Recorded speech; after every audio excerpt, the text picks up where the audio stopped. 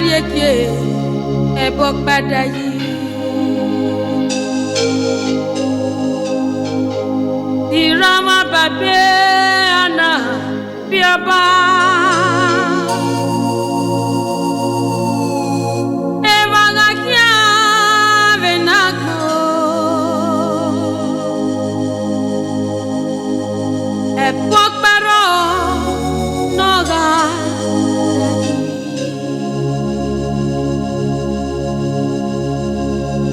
Ulele fe noga ruero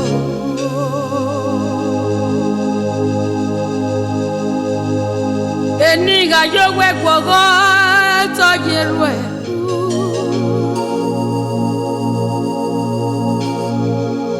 Ewaga kya benako Da Ebi no nasu na midero da wosu Nasu osebi Nosu wala Oguto nano Oguto nano raji Boina we Nirari nuki Boina we Togi Ero haki ke yama Yama ne kula ukura Kakura me kwane Nira me we no la no fumbu utori ne Oria bogariaka obegaria Nira me mari o metaji Oni okpadi nime Inosi ni Nira ma ono nubo Don't gili wa gili ewe ma Yenyo nyai Now you go lao Go kwa Nira me mama ma wana tiwa so ma ya Ya kode ya go kwa Uga ebi oriented way Ugbe na be rodi Roma o Oria bokegi wa miamia o Ya go kwa Ya suto Ewe ma Ega teba Ewe ma Etenigan wa bokia. Yo tope. Even a good wine. If you not say na ho ni mi ato. Wa ye jere oku opa ni ma kan e sage na lo popo. Won ibo na you la. O to na wa gun kan na. We ka dolo. O to na gun kan na. E o si mi ma we gba oka kore wo na. Aya na Yo. Even a sage na de kan to. Ndoni ihoni awe my me atoni ido gbe mi oko yiwa na ya ajo se me nire make na aro wa gwa lo eba Ge ma tope wes ebe wa keke wa le awa ma mi lo awa gbe kin mi yiwa ikini wa ma wa sama yiwa ayayi edi ono ya ma ya ma yiwa nda mama we beri o ehie igogo ehie ti are yin ofun mi odun ago yogo awa wa ti mi ato ni unda okolo kwa ewa e si yebo nana wọ́n bá bẹ̀rẹ̀ tasi wọ́n bẹ̀rẹ̀ tasi o tana wọ́n bẹ̀rẹ̀ na ge e ma ta tasi we ni ta de sin ko ga de sage ga lo popo ina ya yesu nune to ni suwa bo wa bi ho mo bo nya kega o to le aye fuwa ni wa ni boga la sai ni ka o tai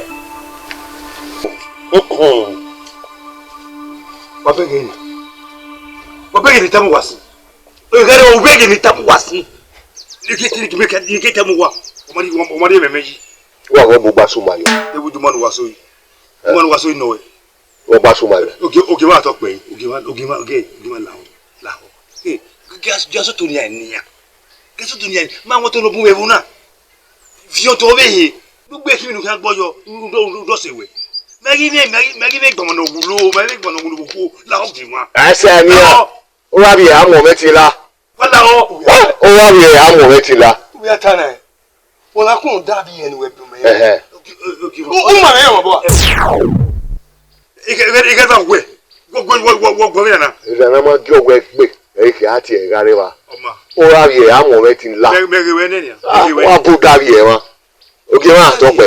I so Tony idea. No. Okay, wala. Okay, egi ga gba ma ya wulu.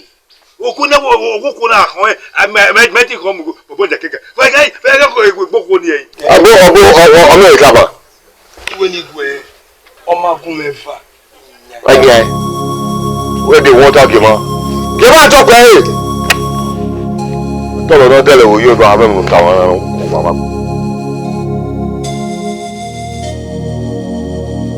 No ya talk pe. Say. Okay, kina kwa lizigara. Okay, kina wa kwa lo.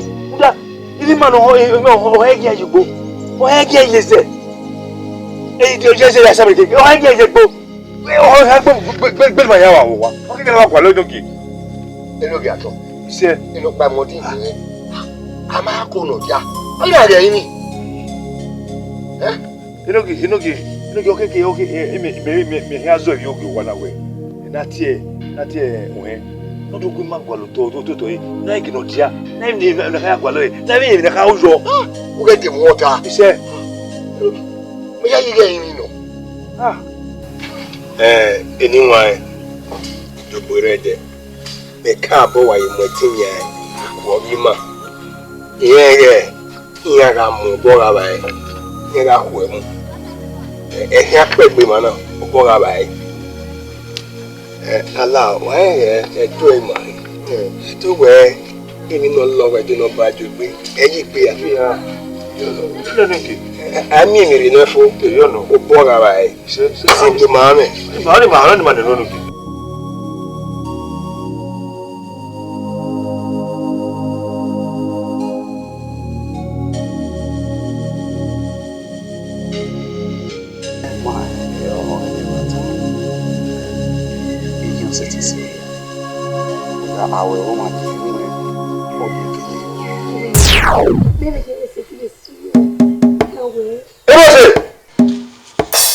Ana kwano da mu ebo bobo wa na ka gbe agbalo ani o wa ke rujo.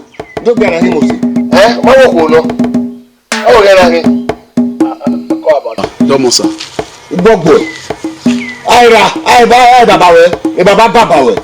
E mo se.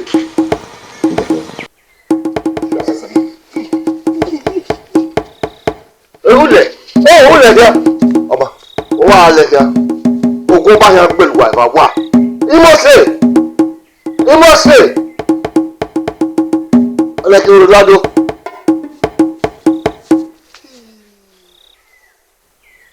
Imose.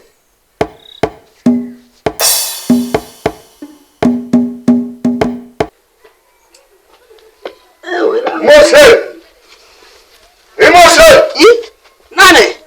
Boki. Iyewo ni gani. Iyewo. No nyame. O ma so wa. Ima bi omo tan yeye lawo wo. Iyewo. Ima ke no rie. Ya mi Mose. O bo vena ya gbe o ya gi eyin ni. Un danu gbabe. O salobo la o egwe yo bo we bi omo nu bi e. O salobo akwe nu yo bo we gbo omo nu bi e wa o. Eruka e. Ye meke gwade gba na mi Mose. Keke be o sazene nemo wa nemo teni. Nevera na eme yenu loku die fi agboni ona amu so so nu wode Imose ye obomena ya ki eyin ni la wo yin kwere la wo I o keke be nwa ake ya we na je na ma dire o sase la wo no ya le la wo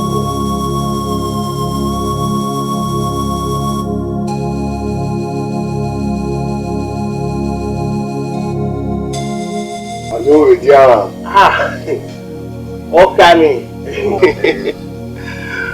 Walking wabu mutwere. Idomi okako ogbe. Domi ogbe. Iyaye no mano.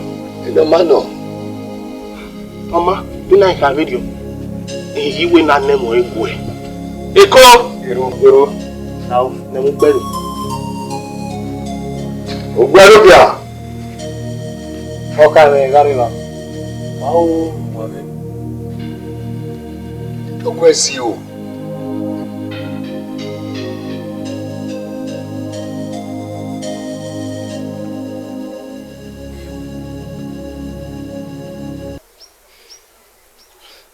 Onama baba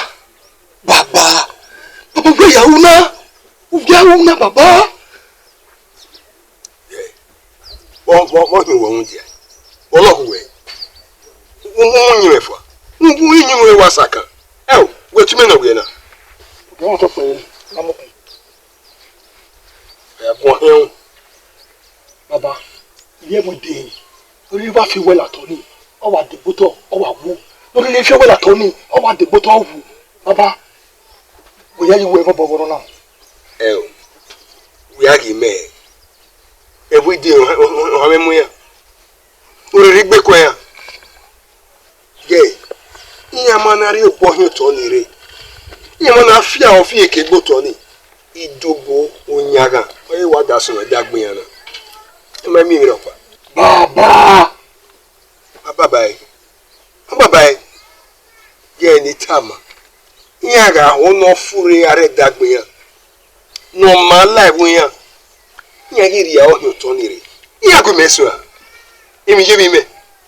Me ago se mi to. Ono fun yan gbere yan iri ya o hin wo. Igareba. Tagi matama we. Igbama, orima, igbe. E wa fi awo were o. Meguwe gwana uwe ni nogi ewu orogba. Ene ni go magba. O magba yeyi. Adolo. O we na we twa gbe. Wa ni nogi ewu magba. Wọ́n magba. Ona na ka wo ma lele na lele bebu. Wa lele na lele me ta no we ga ta. Kwetana ni Igareba me. Meruru me na lele bebu. Ma lele na lele bebu. Duwele na lele bebu. Ebu go ta no we ga ta. Obi lekere no do agbe ebu ma takpa. Abi aka window gi ekene uwu ekene uwu afi ugu ninu gi. Ekene no gi na mi to ona mu. Oya, ekene gi na mi to amu. So kuma otoni e ogima. Ogiyan no. Ogiyan na ogima. Ona itaban we. Umale na lele bebu. Du na lele na lele mi metama. Kwata na. Every time we enugi onya to ke ma ya se ewebu. Ekuyo enugi onya to ke ma ya se ewebu. Otoni ogima no. Tewata no. Ogimbando wa.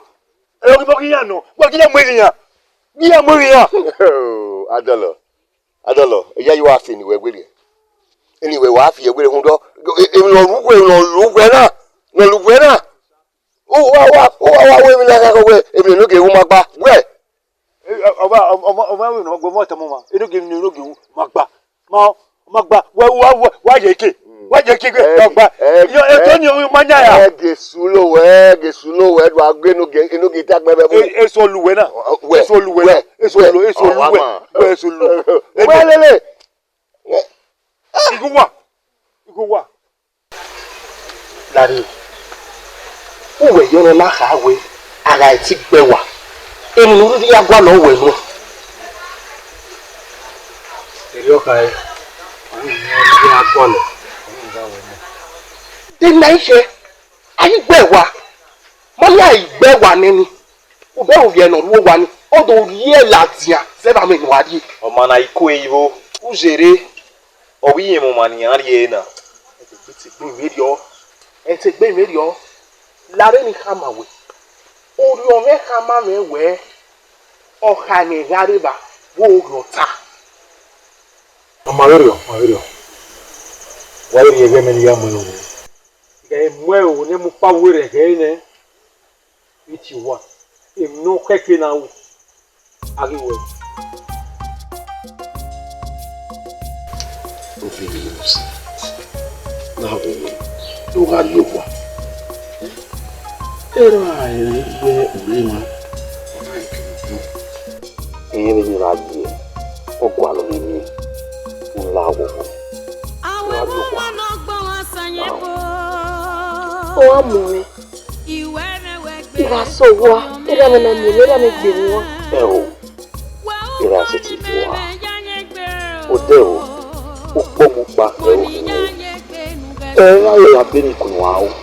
Ene ya beni wa ayi. Na na mi o gbe. Ira do wa.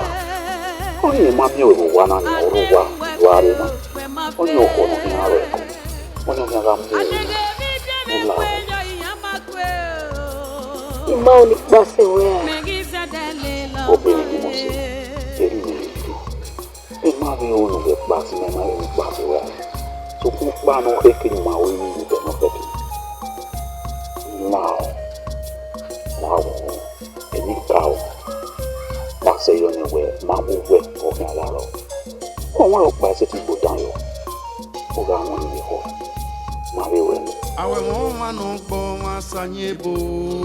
Mommy, say well.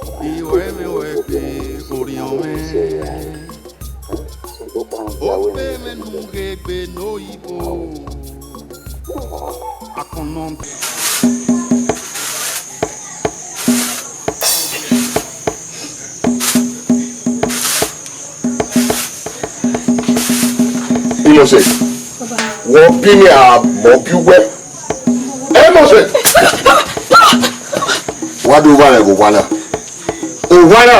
I go my way. Well.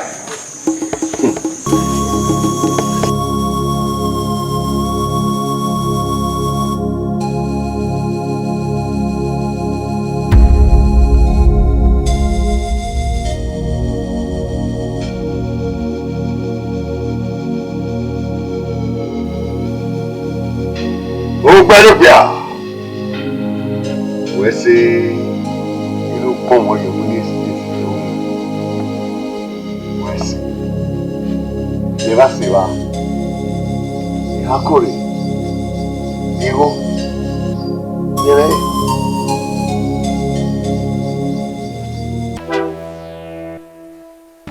Okame garewa. Ebe ba ha. Unya mame we ga gen ni kun. Ebi ke mi ni ya no. Ba wo mi. What I know. Eva fi. Oh ya le we. Sube wona ko. Wo yere agwale no so na. Ojo gbe yi. Omo sego. Owo igwa lo. We. Wọ́n ní kai owo igwa lo.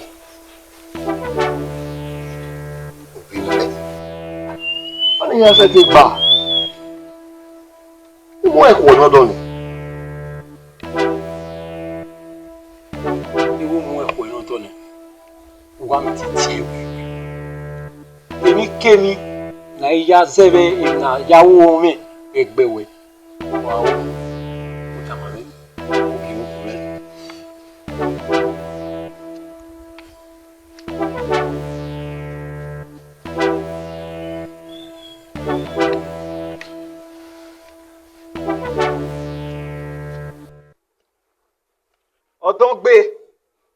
Ogbe bebo na. Nyota ma were. Kemi no ri ahu nu no erin awe nu e. So pan we no e na o mari we nu e. O se mi. We get gboku o. Mo daka negbe e. Ìwé talking ari ovi e ladia. Seva me no gbe. Bebe yo aya ki o to no gbe di bebo na. E mata no. We na ve iri aha. Ufi o gbeji. Okame garewa. Me we ya gba kiyeye. Me. Okay mo ka wo ara gbe. Okay te no pa ye to. We dikin me dikin. Ara gbe.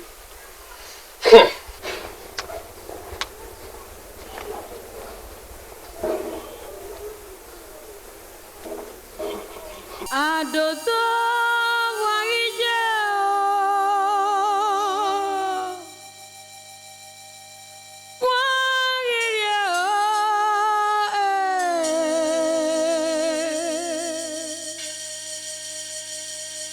Tomanu we seme aina Upmoni ya nyegbe solo kwa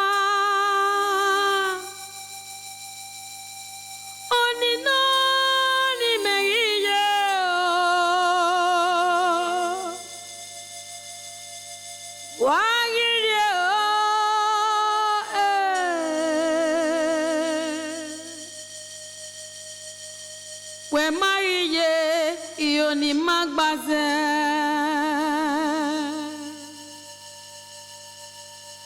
Ota ni mata no de iwo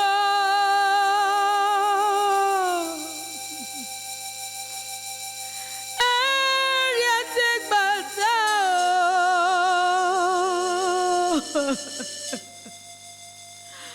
Ukmoni yayegbe asane.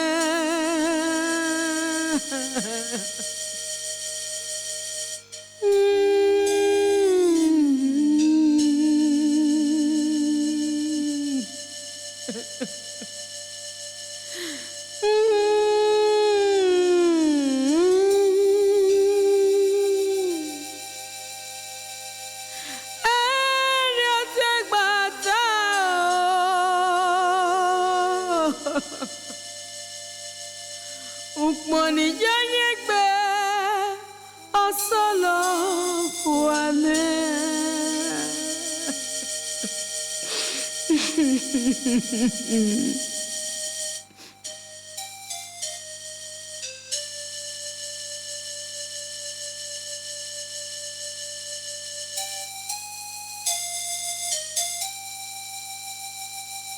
Usole bagbala ka wajuna. Mame saje. Onenye mo saje ya wewe. Ti to takpe deva mami o. Nikini makwalo ele mami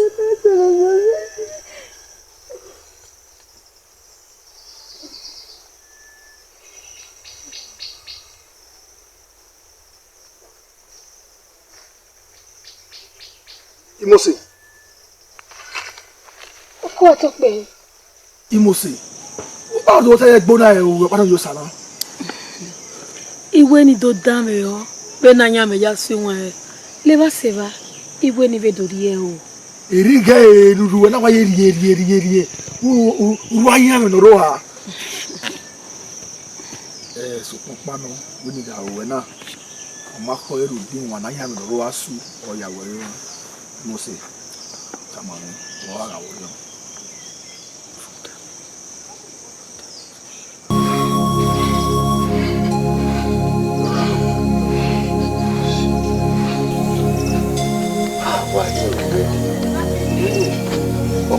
Ele kwa ye kwa. Yo ba o mo en,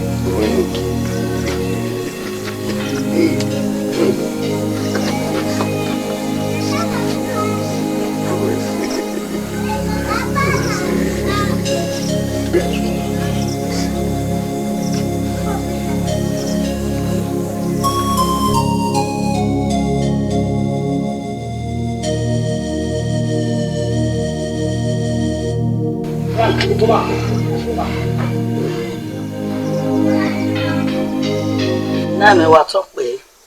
Me obi mari Mose oni gbegun. O wi ri e obi ege so gadina. IMOSE o wa kun egbe mu. Egbe isasa ki mi we ko iri eri o. Mi akweta mi Mose no dori e bae. E iri e bae. E we ni be gu e. IMOSE. IMOSE manari e bae. Ori ma wo àwọn gbe. O ame agbe ori bae. Oni na ko egbe mu no ro ni. Wo ye. Gbona. No ta we me bo so wo. Oname oge gbeso wo àwọn egbe. Orin o meta ma me we e mo ko na. Nero orin nu wa nu keke yo egbe na. Orin me ka ma me wo si ene ko ina ri eri IMOSE wo wa na. Ọ̀gá kọ́ ni nà. Ọkọ̀ ọ̀gá ọmọ ẹ̀. Ọkọ̀ ni ọ̀gá ọmọ ẹ̀. Ọ̀gá bí rọ̀ nà ọ̀rìà. Ni mẹ́wọ́ ni mẹ́gí tà mú wẹ̀ náà nàní. So pé nínú kó náà nù wẹ̀ wá tẹ̀mọ̀ ẹ̀ náà. Òkú ọmọ ẹ̀rẹ́ tó ká mi mà bú wẹ̀. Ige mi IMOSE rẹ̀ ọ̀jẹ̀ yẹn yìí kí á rí ye. Òkú ọmọ tó wú ẹ̀ mi IMOSE wò bí mà. IMOSE. Àyàn ńlá wíkù. Á sì fẹ́ alára wẹ̀. Èyí tí ẹ̀ bẹ̀rẹ̀ ọgbẹ́ àṣẹfẹ́rẹ́ ẹ̀ á lálẹ́kùn. So pede yari yete ni ha. O manuri ye mu na mana ige o moni. O ko mana yiri ye, ko ke ye gaje. Du we no pataki ni na tama. Ayo. Ona. Alagwa nu le ba me.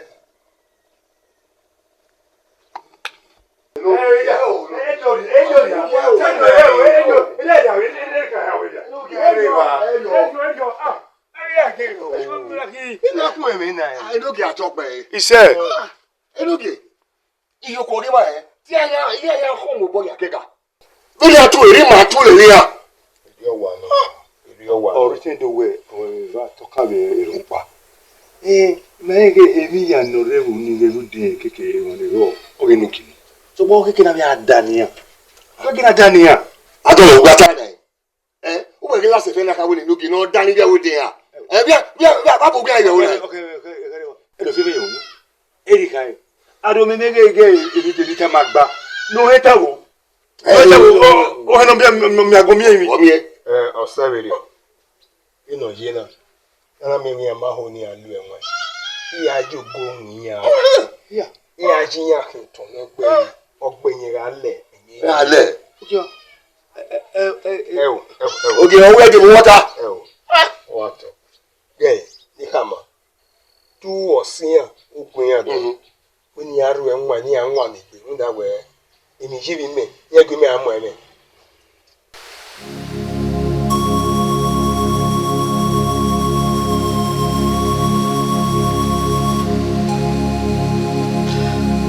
Quanto foi? Você conhece? Quanto foi? Esse. O qual? O qual é o bom? Como é que o bom ele? Ele tá nesse mundo da web. Da web já veio ó.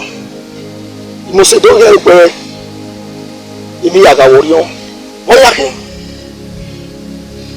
O Sazeno. O Sazei. Ni mama ki agba o egbe. O se le va wa jira. Nini Saze. Emi ko pa ni me ko lela.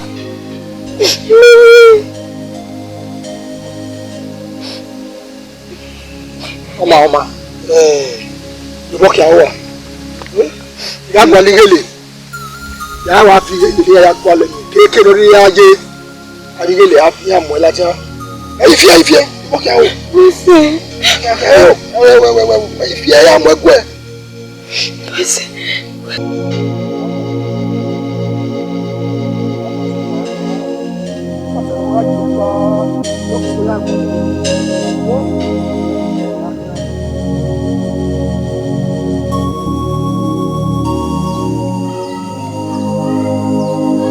Wamudia o wa mi ma gbona na ma emi ede weri uri ya kara no gba beri ori ya kara wo sun na ma emi ede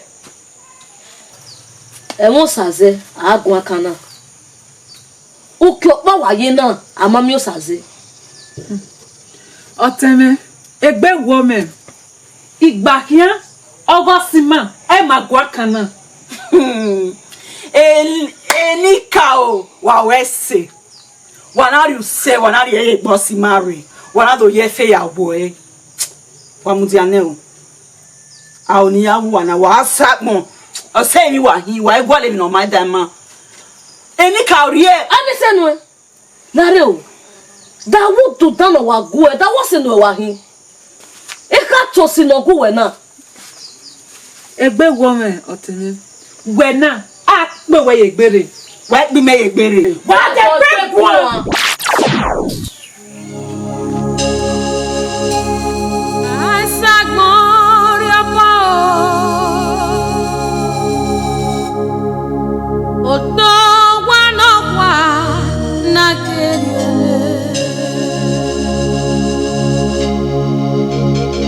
Nogari eke ebo gbada yi